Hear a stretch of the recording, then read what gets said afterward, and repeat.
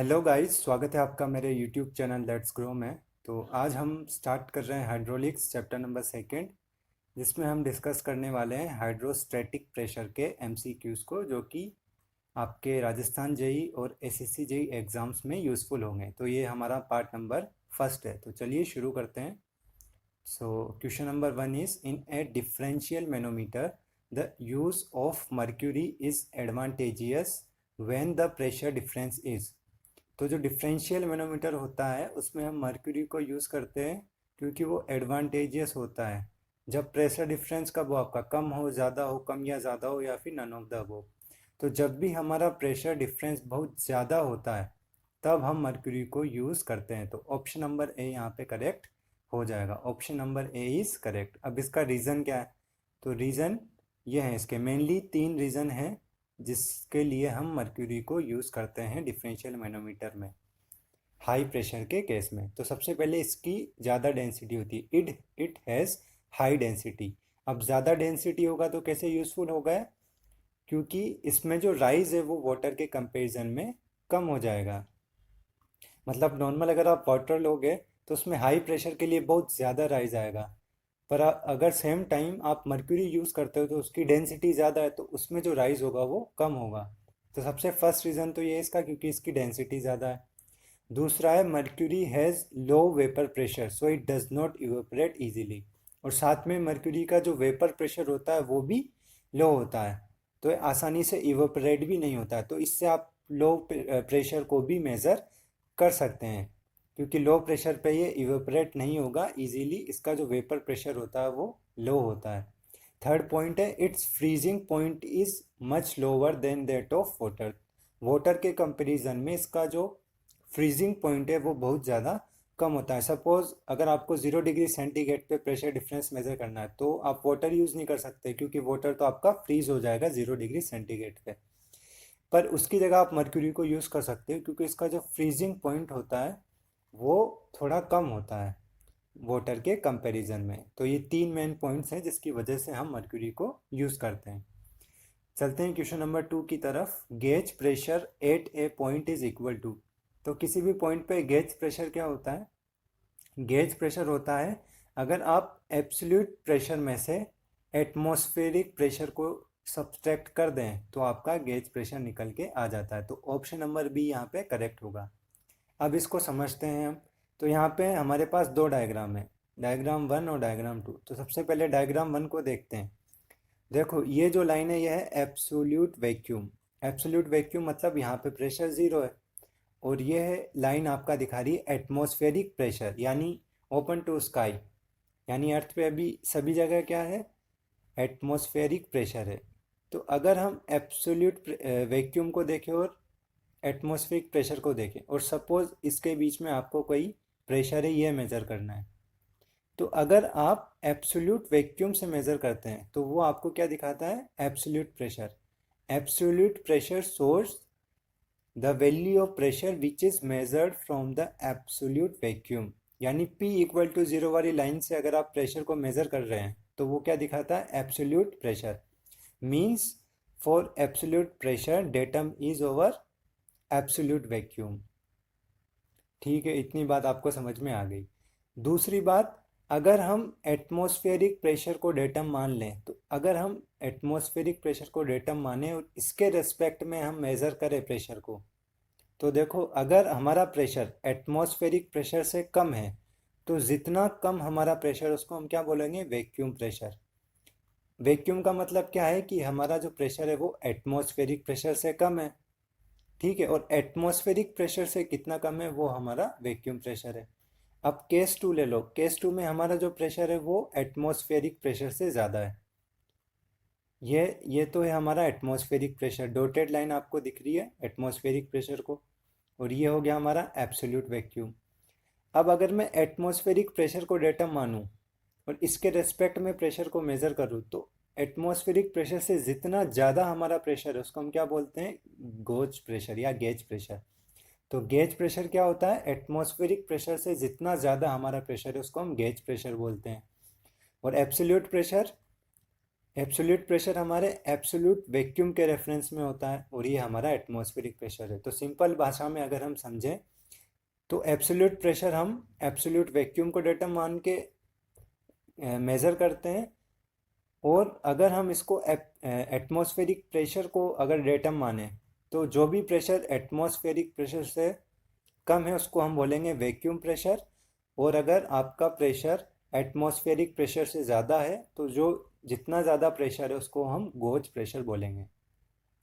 तो pressure measurement with respect to the atmospheric pressure as datum is called as gauge pressure. तो gauge pressure निकालना है तो कैसे निकाल सकते हैं, जो आपने एब्सोल्यूट प्रेशर मेज़र किया है उसमें से अगर आप एटमॉस्फेरिक प्रेशर को निकाल दो तो गेज प्रेशर आपका आ जाएगा। ये आपका gauge pressure, this is your gauge pressure, this is absolute pressure and this is your atmospheric pressure. तो इस गेज प्रेशर को निकालने के लिए आप क्या कर सकते हैं, जो एब्सोल्यूट प्रेशर है उसमें से आप एटमॉस्फेरिक प्रेशर को सब्ट्रैक्ट कर सकते हैं। चलते हैं क्वेश्चन नंबर 3 की तरफ। Pascal's law states that pressure at any point in a fluid at rest has the same magnitude in all direction. For fluid in rest, the magnitude of pressure is remains same in all direction. This is our Pascal's law. So option number B is correct here. Or question number 4 is the pressure of a liquid measured with the help of a piezometer tube is.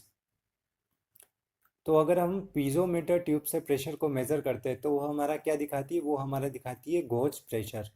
Goes pressure means, और हमारी जो piezometer tube है वो हमेशा atmospheric pressure को data मान के pressure को मेज़र करती है। तो ऑप्शन नंबर बी करेक्ट हो जाएगा।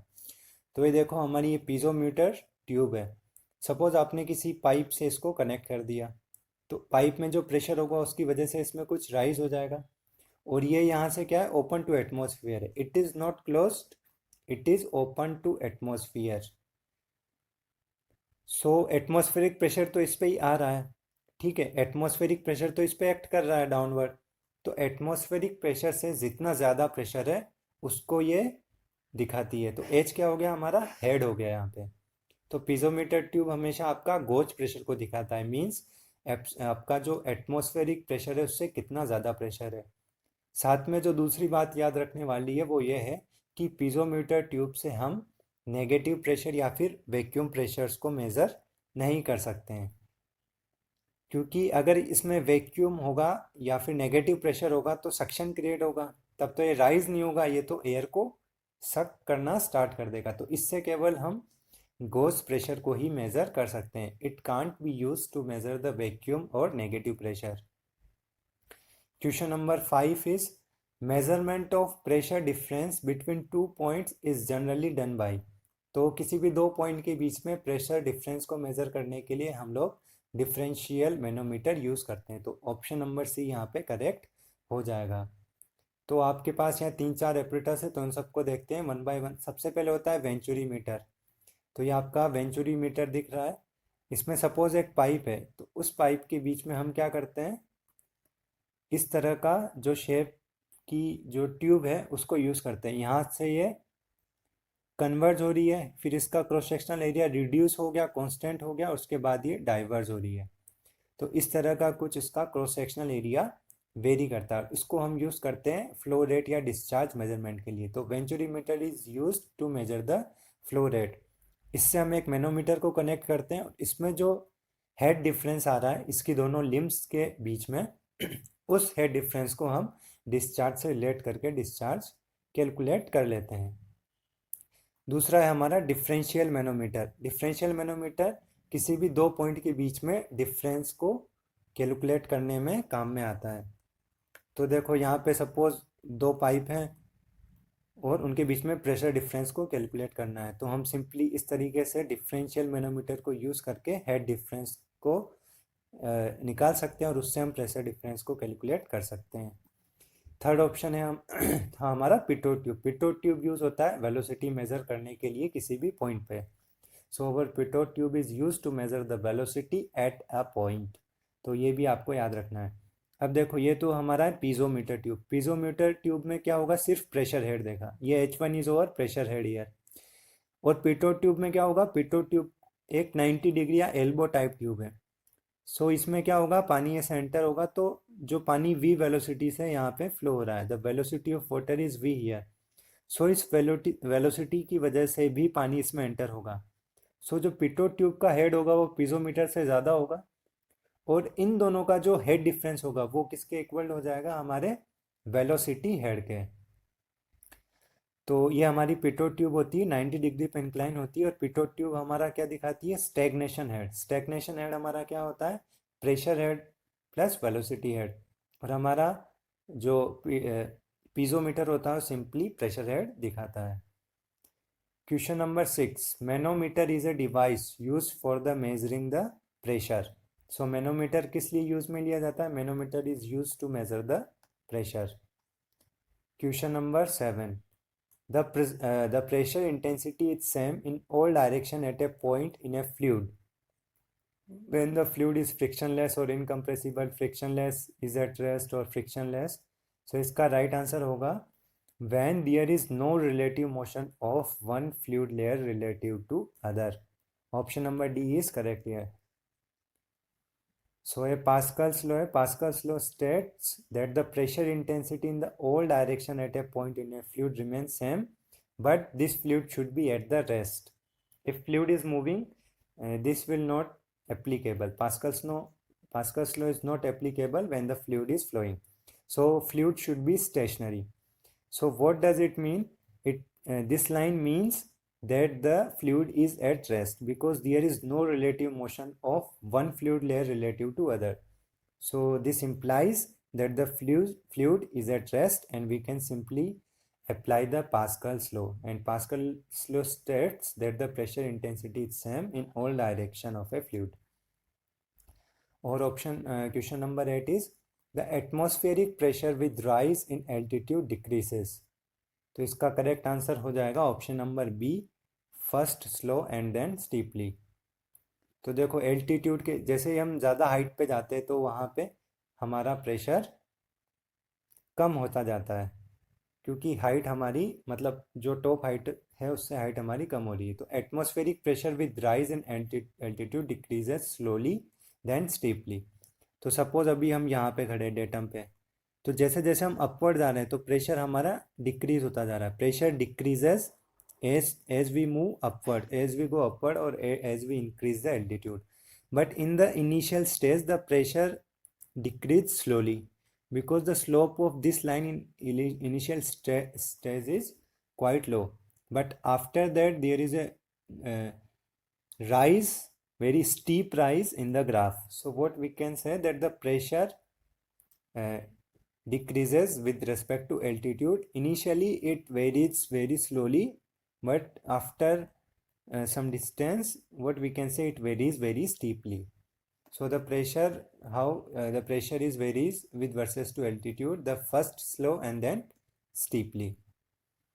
Question number 9, barometer is used to measure. barometer किस लिए यूज़ किया जाता है, तो बैरोमीटर यूज़ करते हैं हम एटमॉस्फेरिक प्रेशर को मेज़र करने के लिए। तो ऑप्शन नंबर बी आपका करेक्ट हो जाएगा।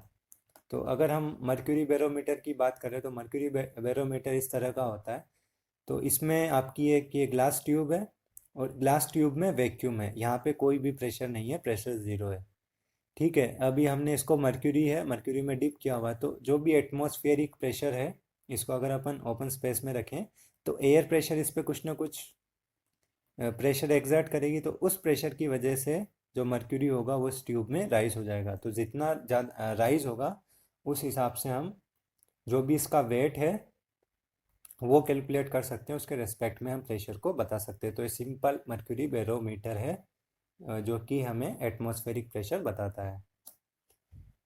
और question number 10 is as the depth of immersion of a vertical plane surface increases the location of centre of pressure falls closer to the center of gravity of the area. So option number A is correct here. तो इसका क्या मतलब है, जैसे जैसे हम depth में जाते हैं या फिर किसी भी प्लेन सरफेस को इमर्ज करते हैं किसी भी डेप्थ पे, तो जो सेंटर ऑफ प्रेशर है और सेंटर ऑफ ग्रेविटी की लोकेशन है वो पास में आती जाती। तो देखो यहाँ पे मैंने 3 फॉर्मूलेज लिखे हैं, फॉर्मूला ए की बस एक्सप्लेनेशन है। देखो यहाँ एच पी तो है आपका Depth of center of pressure, HC is depth of center of gravity with respect to the free surface of fluid. Ix है moment of inertia about x-axis. Theta is the angle of inclination of plate with respect to the free surface. और आपका HC है depth of centre of gravity और A is cross sectional area of the plate.